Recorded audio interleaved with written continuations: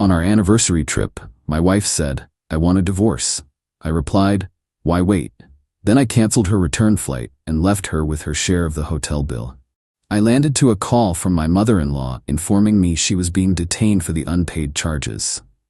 I, 38 male, am writing this from my home office, the one she always said was cold and uninspired.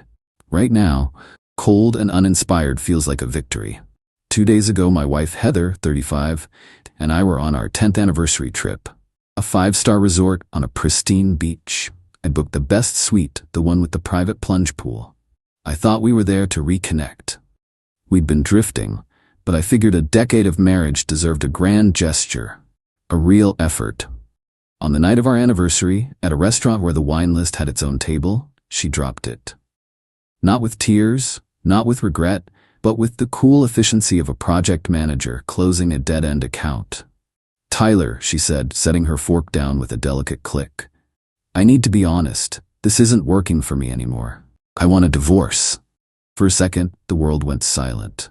The clinking of distant glasses, the soft music, it all faded into a dull roar in my ears. I just stared at her. The waiter was approaching with a dessert menu shaped like a seashell. I must have looked like a ghost because he stopped, gave a slight bow, and retreated. "What?" I finally managed to get out. It felt like I was forcing the word through a throat full of sand. "I've outgrown this," she said, gesturing vaguely between us. "I feel like I'm playing a part, the dutiful wife. I want to find my own path, my own happiness." It was the corporate speak, the detached, HR-approved breakup language that cut through the shock. This wasn't a moment of emotional crisis for her. This was a scheduled announcement.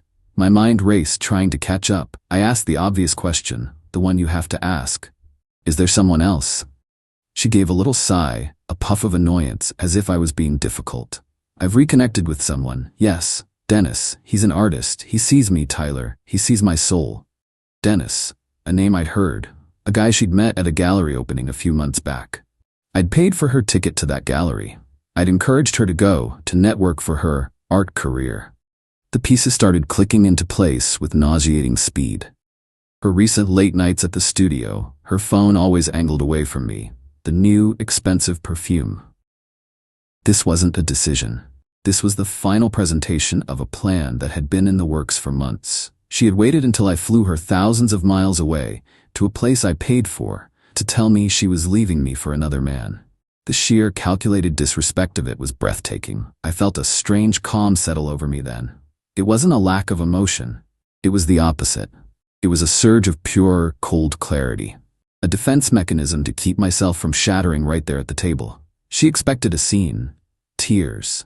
Pleading. A dramatic vacation-ruining fight where she could play the tragic heroine finally breaking free. I looked at her perfectly composed face, waiting for my outburst, and I decided in that instant I would not give her the satisfaction. I let the silence hang for a moment, then gave her a small, tight smile.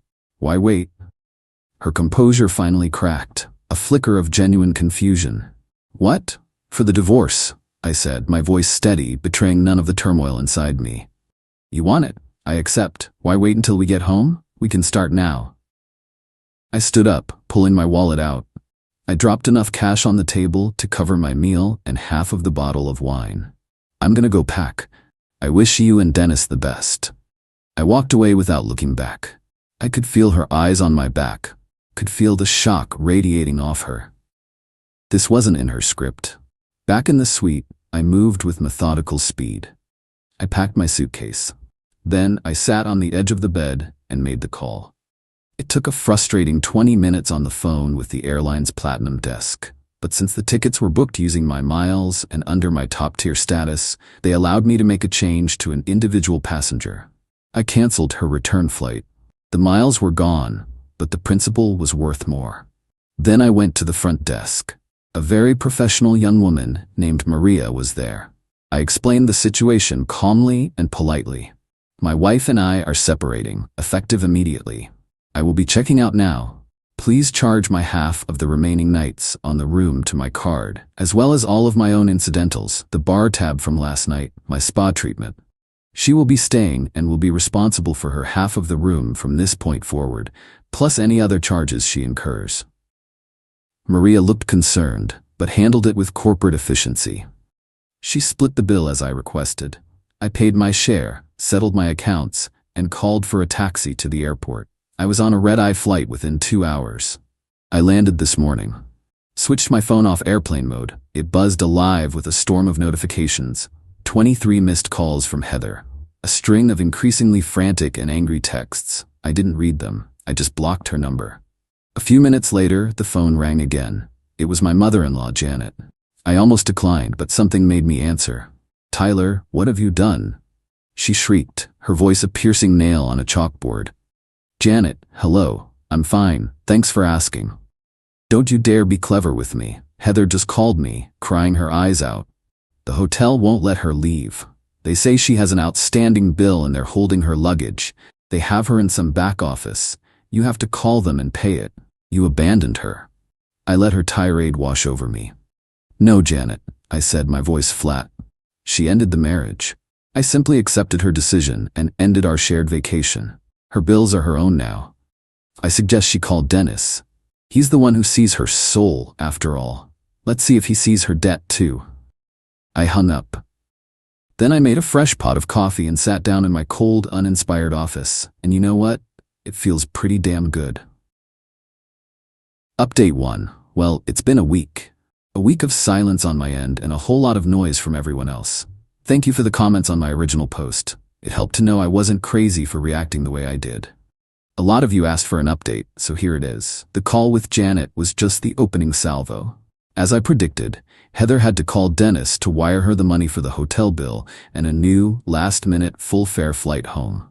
Janet later called back to inform me, in a tone dripping with acid, how humiliating it was for Heather to have to ask her new partner for money so soon. I told her that sounded like a them problem and to lose my number. Then came the texts from Heather's friends, all variations on the same theme. "Dude, WTF? You can't just leave her like that. She's devastated. You're being a monster." It was a coordinated campaign. Funny how none of them seemed to care about the fact that she cheated on me and broke up with me in the most calculated, insulting way possible. It was clear they'd only gotten the tragic heroine version of the story. Heather herself finally got a message through to me via email, since I'd blocked her number. It was a masterpiece of entitled delusion. She accused me of emotional violence and financial abuse. She demanded I reimburse her for the hotel bill and the exorbitant cost of her new flight. The bill from her boyfriend Dennis was apparently now my responsibility. The email ended with, "You owe me that, Tyler, after everything I sacrificed for our marriage." I just stared at that line, the sacrifices. Like the art studio I'd been paying the lease on for the last 2 years. A little creative space for her to find her passion. A $1,200 a month sacrifice, to be exact. Something about that made me curious. I've always been meticulous with finances. It's my job, after all. I'm an accountant. When something doesn't add up, I investigate. I started pulling up the old statements for the credit card I'd given her for business expenses related to the studio. Art supplies, marketing materials, that sort of thing. I was a guarantor on the account, but it was in her name. The first few things I saw made my stomach clench. A charge for a high-end dinner for 2 at a trendy downtown spot on a night she was supposedly networking at the studio. A charge from a luxury lingerie brand. Multiple charges for a high-end hotel in a city a few hours away. A hotel with a very romantic reputation. The dates matched up with a girl's weekend she had taken. The more I scrolled, the clearer the picture became. The art studio wasn't just a studio. It was a front. A slush fund for her affair. The money I thought was for canvas and paint was actually for champagne and secret getaways with Dennis, the soul-seeing artist. My brief moments of sadness over the last week, the nostalgia for the woman I married, it all evaporated. It was replaced by a cold, hard resolve. She didn't just want a divorce. She wanted to continue living the lifestyle I provided, but with him. She wanted her freedom, my money, and to be praised for her bravery while doing it. I spent the entire weekend creating a spreadsheet. Every questionable charge, every date, every lie she told me to cover it up. Yesterday, I hired the most ruthless divorce lawyer I could find. When I showed him the spreadsheet, he didn't even blink. He just smiled, a thin, predatory smile. "Well," he said, leaning back in his chair, "this should be straightforward. Heather thinks this is about the hotel bill. She thinks I had a moment of anger. She has no idea what's coming. She didn't just end a marriage. She started a war with an accountant. Big mistake. Update 2. It's been a month of tactical silence from my end and escalating entitlement from hers. Things have gotten messy, and I've discovered the rot goes deeper than I ever imagined. 2 weeks ago, I got a text from a number I didn't recognize. "Tyler, it's Dennis. We need to talk. Heather is very distressed. Be at your house tomorrow at 2 p.m. so she can get her things. We need to be adults about this." The sheer nerve. He wasn't asking, he was telling. And the "we" wasn't lost on me. They were a team now, coming to the home I paid for to demand things. I replied with one sentence, "My lawyer will be in touch to schedule a time with a third-party supervisor present." They didn't like that. They showed up anyway. I was at my desk when the doorbell rang. I looked at the security camera feed on my phone. There they were on my porch. Heather, looking tragically wronged, and Dennis, a guy with a stupid scarf wrapped around his neck, looking smug. He had his arm around her. I didn't open the door. I spoke through the speaker. "Heather, you are not welcome here unannounced. As I said, you need to go through my lawyer." "Don't be an infant, Tyler," she yelled, her voice cracking. "My entire life is in that house. My clothes, my art." Dennis stepped forward. "Mate, just open the door. Don't make this harder than it has to be. We just want her things so we can move on." The condescension, the mate, it was like a movie. I saw red, but I kept my voice flat. "This is my property. You are trespassing. I'm giving you 30 seconds to leave before I call the police." They actually stood there, whispering to each other, like they were deciding if I was bluffing. I counted to 20 and then dialed. When they saw me on the phone through the window, they finally scurried back to Dennis's beat-up convertible. The police arrived, took my statement, and I now have a record of them showing up unannounced. My lawyer was very pleased. But the real development came from my lawyer's office. I had told him about the studio I was funding, and he agreed it was a major financial point. As part of the discovery for the divorce, he subpoenaed all the financial records and contracts associated with her business. He called me last Tuesday. "Tyler, you're not going to believe this," he said, and I could hear the excitement in his voice. "I'm holding the lease agreement for the studio space. About a year ago, your wife and Mr. Dennis Vance co-signed a new lease with the landlord, re-registering the space as a commercial entity called Vance Gallery. They were building his commercial art gallery in his name, while you were still paying the rent via the original auto draft you set up. It's airtight." I felt the blood drain from my face. She had converted her private "I need to find myself" studio, which I was funding, into a commercial gallery for her boyfriend. She'd put his name on the lease with hers, making them business partners, all while my money was paying the rent. They were building their future on my foundation. My lawyer's voice cut through my shock. "This changes everything, Tyler. This isn't just infidelity. This is fraud. We can go after both of them." So the new plan is in motion. We are no longer just arguing about assets in the divorce. We are filing a separate civil suit for fraud against both Heather and Dennis. We are seeking repayment for every single cent that was funneled into that sham gallery and her affair. Heather sent one more email last week. The tone had shifted from anger to a weird sort of bargaining. She said she was willing to forgive my actions at the resort if I would just agree to a simple 50-50 split and reasonable alimony so she could get back on her feet. She still has no idea. She thinks she's negotiating the end of a marriage. She doesn't realize she's a defendant in a fraud case. They wanted to be adults about this. Well, they're about to get a very adult lesson in consequences. TLDR, Heather and her boyfriend showed up demanding her stuff. I called the cops. My lawyer discovered through official discovery that she converted the studio I paid for into a commercial gallery for her boyfriend, putting his name on the lease. I'm no longer just divorcing her. I'm suing them both for fraud. Final update. This will be my final update. The dust has settled, and the final accounts have been rendered. The last 6 months have been a masterclass in legal maneuvering. My lawyer, bless his cold, calculating heart, was relentless. We moved forward with the divorce and the civil suit simultaneously. Heather and Dennis, predictably, lawyered up. Their initial defense was laughable. They claimed I was a willing patron of the arts and that the money was a gift to support their shared creative vision. The day of the mediation was something I'll never forget. It wasn't in a courtroom, but a sterile conference room in a high-rise building. Me and my lawyer on one side of a long mahogany table, Heather, Dennis, and their lawyer on the other. Heather looked thin and stressed. The tragic heroine act was wearing thin. Dennis was trying for a look of bored indifference, but his bouncing knee gave away his anxiety. They still had an air of arrogance about them, like this was all just a messy, inconvenient misunderstanding that a check from me would solve. Their lawyer started, outlining their proposal. They wanted the house sold, a 50-50 split of the proceeds. They wanted me to pay out the remainder of the gallery lease, and they wanted 5 years of significant alimony for Heather, citing her contribution to the marriage by sacrificing her career. My lawyer listened patiently, head cocked. When the other lawyer finished, he didn't respond. He simply looked at the mediator and said, "We reject that offer in its entirety. And now, for our presentation."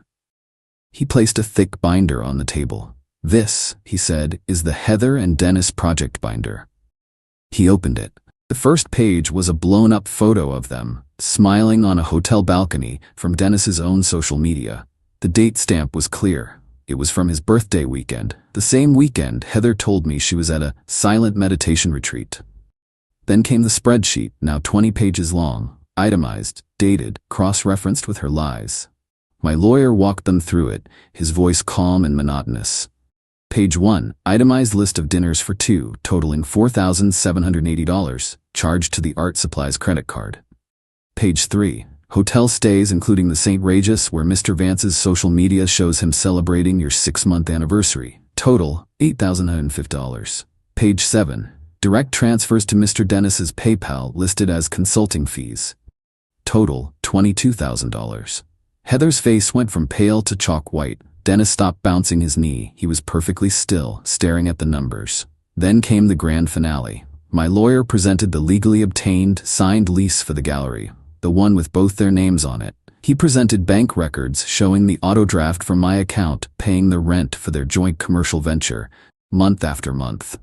The total sum, my lawyer concluded, that Mr. Thompson can prove was fraudulently diverted from him to fund this affair and this undeclared business partnership is $83,450.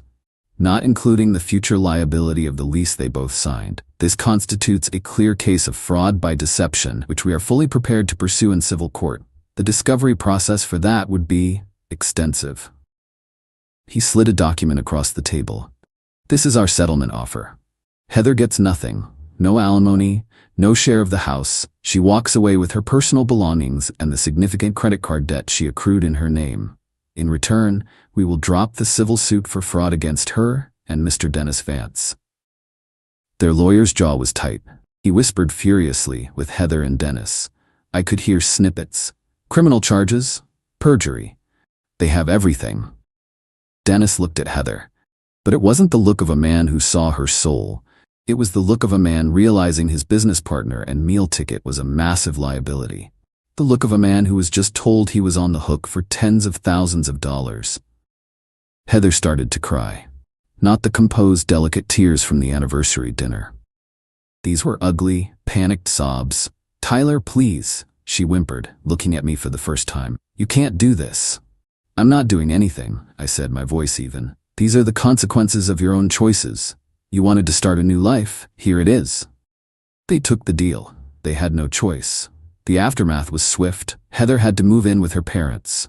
The credit card company, armed with the evidence of her fraudulent spending, is pursuing her for the full balance.